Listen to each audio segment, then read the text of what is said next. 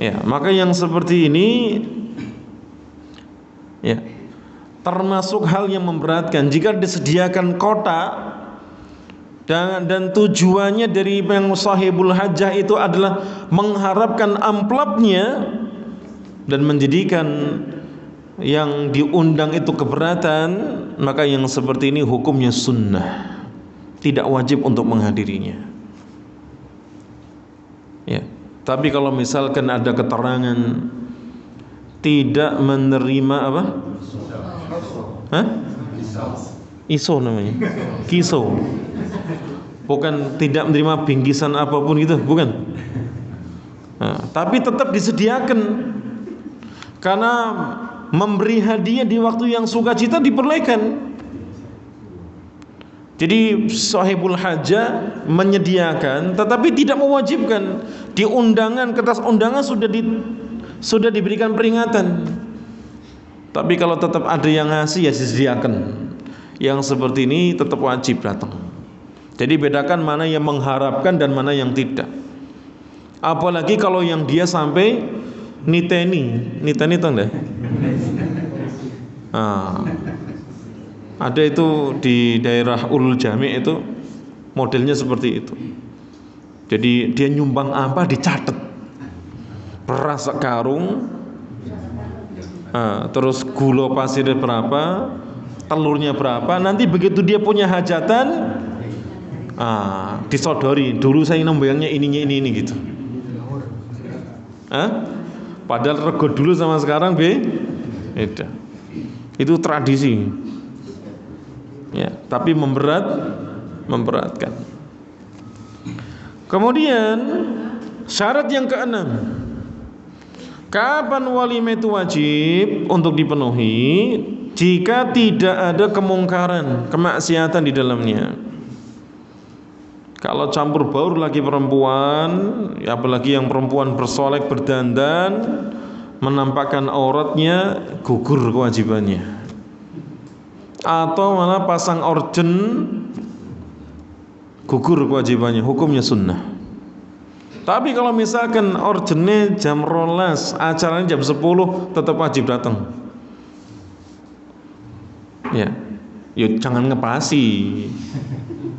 Ya, jam 10-nya kita datang, ya, kemudian ketemu dengan sahibul hajahnya, mengucapkan doa kepadanya. Sebelum acara itu dimulai kita pulang. Jangan malah ditunggu. Ya, malah nyawer gitu. Taib. Ini jamaah sekalian yang dirahmati Allah Ta'ala, syarat-syarat yang disebutkan para ulama. Kapan acara walimah pernikahan yang hukumnya wajib, itu wajib untuk dihadiri. Ya, yang mengundang adalah muslim. Yang mengundang itu bukan orang yang sedang dikucilkan karena kemaksiatannya. Kemudian yang mengundang itu sifatnya khusus. Undangannya jatuh pada hari pertama. Kemudian sifatnya tidak memberatkan dan tidak ada kemungkaran kemaksiatan pada acara walimah tersebut. Kalau persyaratan ini terpenuhi wajib. Tapi kalau kemudian ada salah satunya menjadi sunnah dan tidak wajib. Taib jemaah sekalian yang dirahmati Allah Ta'ala, yang berikutnya hak yang ketiga. Wa idza stansahaka fansahhu atau fansahhu. Ya, apabila dia meminta nasihat kepadamu, maka nasihatilah dia. Ini juga hak menjadi setiap muslim. Ya, memberi nasihat itu hukumnya sunnah. Memberi nasihat, memberi arahan, memberi bimbingan hukumnya sunnah. Tapi bila mana diminta maka menjadi hukumnya apa? Wajib. Wajib untuk memberikan. Ya. Ada orang dia tanya, ini jalan ke Masjid Al-Manar, kalau dari sisi sana kemana? Kita tahu Al-Manar itu di sini, di Paisan. Ya, tahu. Maka kita wajib untuk memberikan arahan ke sini biar enggak tersesat. Ada orang dia bertanya, ini ada orang lamar anak saya. Tahu enggak kamu ini orang ini gimana? Kalau kita tahu wajib untuk menasihatinya. Oh, ini bagus orangnya, ahlus shalah, ahlul masjid.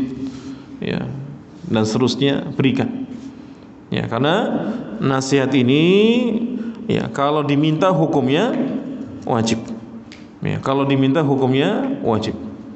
Ya. Sahabat Jabir bin Abdullah radhiyallahu anhu, beliau mengatakan, bay'atu Rasulullah sallallahu alaihi wasallam ala iqamis salati wa ita'iz zakati wan nushi likulli muslimin. Ya, dulu kami membaiat Rasulullah SAW, maka sumpah setia kepada Nabi SAW itu isinya ada 3: mendirikan salat, membayar zakat, lalu memberikan nasihat kepada setiap muslim. Dan nasihat ini adalah bagian daripada agama. Tegak lurusnya, kuat tidaknya agama seorang itu kembali kepada nasihat. Dan nasihat itu seperti kita membersihkan kotoran, ya, memurnikannya, itu namanya nasihat.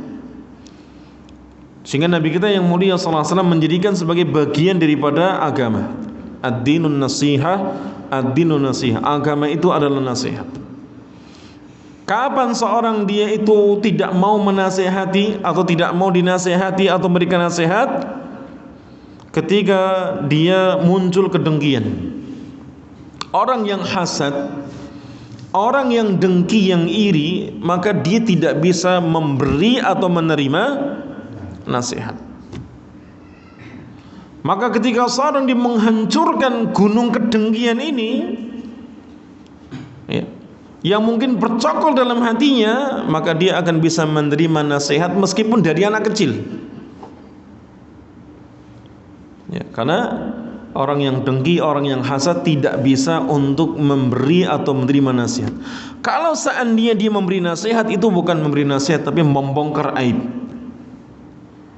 Kalau dia misalkan dinasihati, maka sikapnya apa? Buruk sangka, buruk sangka. Ya.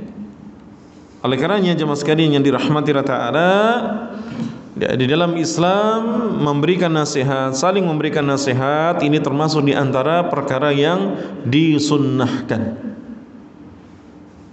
Apalagi kalau misalkan diminta pengarahannya, diminta pengalamannya dan seterusnya yang membawa